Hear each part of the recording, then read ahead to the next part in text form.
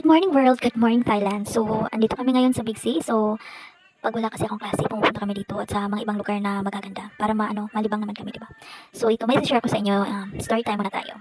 May nabasa ko kanina sa newsfeed ko, sabi niya, babae ang nagsabi ito, sabi niya, let them talk behind my back.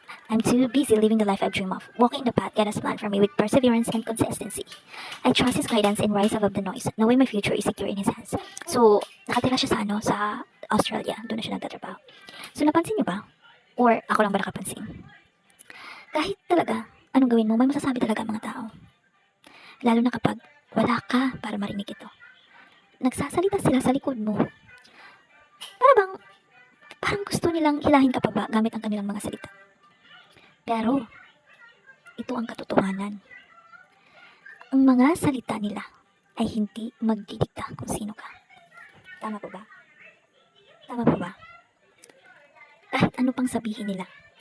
Kahit pa sa tingin mo ay mali na kasi kung ano-ano nilang sinasabi nila na hindi naman totoo, di ba? Pero, sa totoo lang, hindi naman mga salita talaga nila ang magdidikta kung sino ka. Kaya, nandito ka na, nabubuhay sa mga pangarap na matagal mo nang pinangarap at iyon ang mahalaga. So, huwag kang magpapaapekto kung ang ibang tao ay may sinasabi sila sa iyo. Huwag mong pansinin yun. Kasi, di naman nila alam yung future mo, di ba? So, para sa akin, may plano ang Diyos para sa iyo. Isang kinabukasan na puno ng pag-asa, kasiyahan at tagumpay. Habang abala sila sa pagsasalita sa likod mo, ikaw naman ay patuloy sa pag-ugsad. Paghakbang-hakbang, may tiyaga at walang pagod na pagsisikap. Alam mong mas malaki ang plano ng Diyos kaysa opinyon ng iba. Kaya kung ako sa iyo, hayaan mo sila. Patuloy kang tumingin sa harap, magtiwala sa tamang oras ng Diyos. At ipagpatuloy ang pagtahak sa landas na inilaan niya para sa iyo.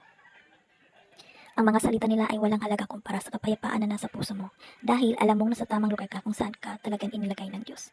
Patuloy kang maniwala at magpatuloy sa mga pangarap mo.